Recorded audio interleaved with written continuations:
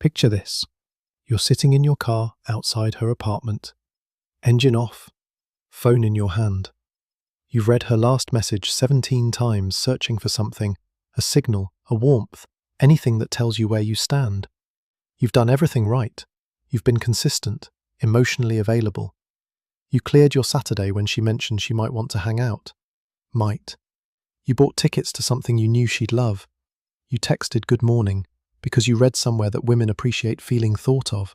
And yet, there's a distance in her voice now that wasn't there 3 months ago. She responds, but it takes longer. Her replies are shorter. When you're together, she's present but not there. And you're doing what men in this position always do, trying harder, giving more, wondering what you did wrong. Here's what nobody tells you, my friend. You didn't do something wrong. You did everything wrong. Not because you're a bad man, but because you were handed a script written by people who know nothing about attraction. You were told that love is earned through effort, that availability signals care, that making her your priority demonstrates your worth. That script is a lie, and somewhere in your gut, you already know it. What I'm about to tell you isn't comfortable. It's not what relationship therapists post on Instagram. It's not what your mother told you about how to treat a woman, but it is the truth. And the truth, brother, is the only thing that's going to make sense of what you've been experiencing. Let's go back. Not to last year. Not to your last relationship. Let's go back 40,000 years. You're standing on the savannah. Resources are scarce. Survival is uncertain. A woman's biological imperative, her deepest, most ancient programming, is to align herself with the man most capable of ensuring her survival and the survival of her offspring. This isn't romantic, it's cold evolutionary math. And what signal did the highest value male broadcast? Not desperation, not need, not please choose me. He broadcast options. He broadcast indifference to outcome. His posture said, I am valuable enough that I do not need to chase. Other men follow him. Other women notice him. He moves through the world as if he belongs at the top of it, because in that world, he did. Now flash forward. The hardware hasn't changed. The software running in the female brain, the part that evaluates mate value almost instantaneously before a single rational thought fires, is the same. What evolutionary biologists call hypergamy, the innate drive to seek the highest status available mate. This is not a criticism of women. This is biology. This is 40 millennia of survival code that no amount of modern ideology has had time to rewrite. Every woman, at the level of her nervous system, is scanning for status signals. Not consciously, not deliberately. She doesn't sit down and think, is this man high value? Her body does it for her. Her interest levels shift like a compass finding north, pulled toward the man who moves like he has somewhere better to be. The man who waits by the phone? His compass reads, low survival value, eliminate. The man who forgot to text back because he was genuinely busy building something? That compass swings hard. Here's the brutal paradox, brother. The needier you become, the less attractive you are. The less you need the relationship, the more she needs you in it. This isn't a game. It's biology wearing the costume of modern romance. Now let's talk about what's actually happening inside her brain, because this is where it gets fascinating and where most men miss it entirely. Neuroscience has a concept you need to understand: the variable reward schedule. Psychologist B.F. Skinner discovered it through studying animal behavior. When a reward is certain, when you press the lever and food always appears, the brain barely registers excitement. It becomes routine, background noise. But when the reward is unpredictable, the brain lights up.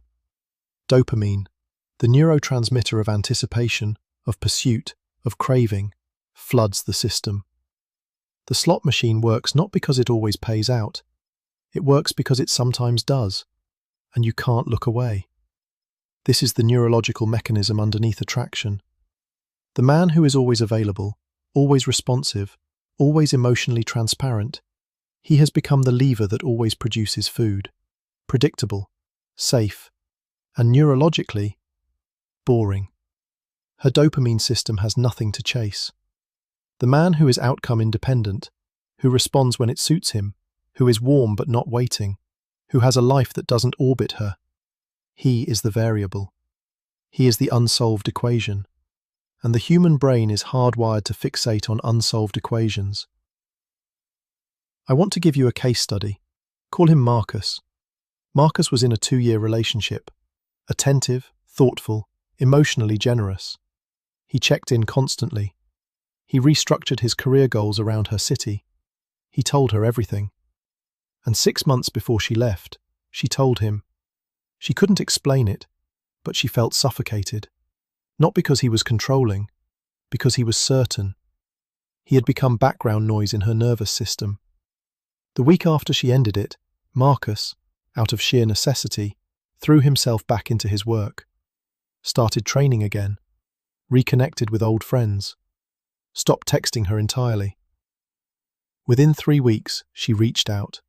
Not once, multiple times. The man she left hadn't changed, but the signal he was broadcasting had. This is the mechanism, not manipulation, not games. A fundamental shift in what your existence communicates to the primitive, pattern-reading brain of someone who was starting to take you for granted. You need to stop here, and you need to be honest with yourself, because most men reading this, watching this, are already inside the trap. They just haven't named it yet. Here are the warning signs, and I want you to sit with each one. 1. You initiate most of the contact. Texts, calls, plans, they originate with you. When you pull back as a test, silence follows. She is comfortable receiving your pursuit. She is not generating her own. 2. Your schedule has quietly reorganized itself around her availability. You say no to things. You hold slots open. You wait to see if she's free before committing to anything else. Your life has become a waiting room for her decision. 3. You've softened your opinions. The things you used to say clearly, your preferences, your standards, your positions, have become negotiable. You've started agreeing not because you changed your mind, but because you've learned agreement keeps the peace. 4. There is a specific feeling you know well. Relief when she responds quickly. A low-grade dread when she doesn't. Your emotional equilibrium has become contingent on her behavior. That's not love, brother. That's dependency. And she can feel the difference, even if she can't articulate it. 5. You have stopped building. The gym habit, the project, the friendships, the ambitions that existed before her. They've slowly been deprioritized because she became the primary source of meaning, stimulation, and validation in your life. When one person becomes your everything, you simultaneously become less to them. Here's another man worth knowing. Call him Daniel. Daniel had been seeing someone for 4 months. Smart woman. He was crazy about her. And because he was crazy about her, she became the lens through which he evaluated his days. Good interaction with her, good day. Cold response, existential spiral. He didn't realize, until a friend pointed it out, that he hadn't called his closest friends in 6 weeks, hadn't finished the business plan he'd started, had declined 2 social invitations waiting for her to confirm plans she never confirmed. He had disappeared into the relationship, and she, sensing a man with no gravitational center of his own, began pulling away from the orbit of something that felt like it might pull her down too. She didn't want less of him. She wanted a version of him that still existed independently of her. Let's talk about why men end up here, because this doesn't happen by accident. For the last several decades, men have been handed a very specific cultural script, and that script, though it came from places that meant well, has produced a generation of men who are emotionally available, conflict-averse, deeply communicative, and almost completely unattractive to the women they're trying to reach with those qualities. Self-help industry told you to be vulnerable, share your feelings, communicate your needs, open up. And vulnerability, in the right context, between 2 people in a genuinely secure dynamic, is meaningful. But vulnerability deployed as a strategy, as currency you spend to earn her attraction, reads as weakness. Because it is. Performed vulnerability is just desperation wearing a therapy speak costume. Romantic media told you that persistence equals passion, the grand gesture, the airport chase, the man who doesn't give up. In movies, that's romantic. In real life, that's a man who has no self-respect and no alternatives, and she knows the difference. Pop psychology handed you attachment theory and told you that anxious attachment is a wound to heal, which is true. But it also told you that the solution is endless communication about your feelings, which can easily become another flavor of emotional dumping on a woman who is already losing attraction. And modern dating culture, swipe culture, social media culture, told women that options are infinite, told men that they need to stand out through effort and emotional investment. The result? Men competing harder for women who are, statistically, more selective than any generation in recorded history. You were handed the wrong toolkit, and then blamed for losing the game you never understood you were playing. I'm not saying the system was designed against you.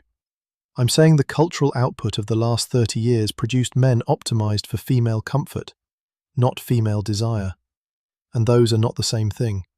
They have never been the same thing. Here's where it goes wrong, and it always, eventually, goes wrong. The man who has made a woman his entire emotional infrastructure doesn't lose her in a dramatic moment. There's no fight that changes everything. There's no clear turning point you can study afterward and think, there, that's where it broke. It breaks the way ice melts, slowly, then all at once.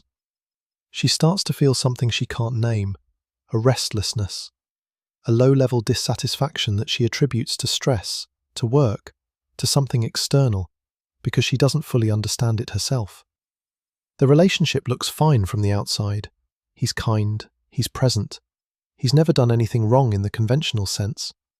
But she's stopped feeling that pull, the one she felt in the beginning, when he was a little harder to read, when she wasn't sure if she had him, when she had to earn something. She checks out emotionally 6 months before she leaves. She's physically present, but already mentally composing a life that doesn't include you. She tests the waters of independence, spends more time with friends, becomes vague about future plans, becomes slightly more irritable when you try to connect. And you, sensing the shift, do what feels natural. You try harder. You become more available, more communicative. You ask what's wrong more often. You plan more things. You give more. And every single one of those gestures confirms what her nervous system already suspects. He needs this more than I do. He is holding on. And a woman in this position, consciously or not, loses the last of her respect for the man she once found compelling. When it ends, she says, "I just stopped feeling it. I don't know why. You didn't do anything wrong." She's telling the truth. You didn't do anything wrong. You just stopped doing the things that made you someone she needed to keep. This is the part nobody wants to hear. I'm going to ask you to sit with it. You cannot negotiate attraction. You can be the best man you know how to be, patient, generous, emotionally intelligent, financially stable, physically present, and none of it will produce desire in a woman who has already categorized you as low value. You cannot perform your way into being wanted. You cannot be grateful enough, safe enough, or accommodating enough to manufacture a feeling that has to arise on its own. The qualities that make you a good partner are not the same qualities that make you magnetically attractive, and conflating the two is the foundational error that ruins relationships for decent men. Think about the men you know, or knew about, who seemed like they shouldn't be able to attract anyone. Maybe they were rough around the edges. Maybe they weren't particularly warm or available. But they moved through the world with a certainty, an implicit assumption that they were worth pursuing, that made people pursue them. That certainty wasn't arrogance. It was something more subtle. It was a man who had so thoroughly internalized his own value that external validation had become unnecessary. He wasn't performing confidence. He had nothing to perform because he genuinely didn't need your approval to know who he was. Third case study I want to leave you with. Call him James. James spent 4 years in a relationship where he gave everything he had. When it ended, he was devastated, but also, for the first time in years, free. He threw himself into building a company he'd kept on the back burner. He trained every morning. He traveled alone to places he'd always wanted to go. He stopped looking for a relationship because, for the first time in his adult life, he didn't need one to feel like someone. 18 months later, his dating life was unrecognizable. Not because he'd learned tactics, not because he'd changed his approach, because he had become someone with a life so full that any woman who entered it was clearly entering something, not rescuing something. The bitter truth, brother, is this. The version of you that is most attractive to others is the version of you that needs others the least. Not because you've closed yourself off, but because you have built something real, a life, a direction, an identity that exists with or without her approval. That is not a mindset. That is not a technique. That is a construction project. And most men would rather find a shortcut than do the work. There is no shortcut. So what do you actually do with this? Let me be precise, because there's a counterfeit version of everything I've described, and it will make your life worse. The counterfeit version is manufactured unavailability, playing hard to get, deliberately not texting back, performing disinterest, creating artificial scarcity. This is a facade. It collapses under the slightest pressure, because the woman you're trying to attract will, at some point, get close enough to realize there's nothing behind the curtain. A man pretending to have options is not the same as a man who has them. The nervous system reads the difference. The real shift is internal, and it starts with a single uncomfortable question. If she walked out tomorrow, what would you have left? If the honest answer is, not much, then that is your real problem, and no amount of texting strategy will solve it. Here is the framework, not as a set of tactics, as a construction plan. First, rebuild your investment portfolio, not financial, though that matters too. Your time, your focus, your emotional energy. Right now, where is most of it going? If the answer is into managing a relationship, or hoping for one, or recovering from one, you are operating at a deficit. Begin redirecting investment into skills, into physical capacity, into something you are building that will exist in 5 years regardless of who is in your life. Second, establish real standards and enforce them. Not the standards you perform on dates, the standards you actually live by. What behavior do you accept from people in your life? Where have you been tolerating things that violate your own sense of dignity? Every time you lower your standard to keep someone comfortable, you signal, to her and to yourself, that your standards are negotiable. They should not be. Third, stop making any single person the center of your narrative. You are the protagonist of your life. She is a character, perhaps an important one, but a protagonist who revolves around a supporting character has lost the plot. Reconnect with the arc that existed before her, the ambitions, the friendships, the version of you that was interesting before you became someone's boyfriend. Fourth, develop genuine outcome independence. And I mean genuine, not performed. Ask yourself honestly, if this relationship ended, would I survive? Would I rebuild? Would I, in a year, be standing in a life that made sense? If the answer is yes, really yes, not theoretically yes, that confidence will leak into everything. The way you speak, the way you hold space, the way you respond when she pulls back. You will stop reacting from scarcity because you won't be operating from scarcity. And fifth, and this is the one most men skip, become someone you would want to be, independent of whether anyone is watching. Not for her, not for dating, for you. Because the man who has done that work, who has built something real, who has standards he actually enforces, who has a life that doesn't require her validation to feel meaningful, that man walks differently. He speaks differently. He doesn't chase. He doesn't perform. He doesn't wait by the phone. And paradoxically, inevitably, people are drawn to him. Not because he learned how to be attractive, because he became something worth being attracted to. There's a moment, and you'll know it when it happens, where the power shifts, where she realizes that other people see what she's been taking for granted, where she feels, maybe for the first time, the possibility of losing something she assumed was hers. That moment cannot be manufactured. It cannot be faked. It can only be earned. The question isn't whether you want that moment. The question is whether you're willing to become the man it requires. Start there. Start with that.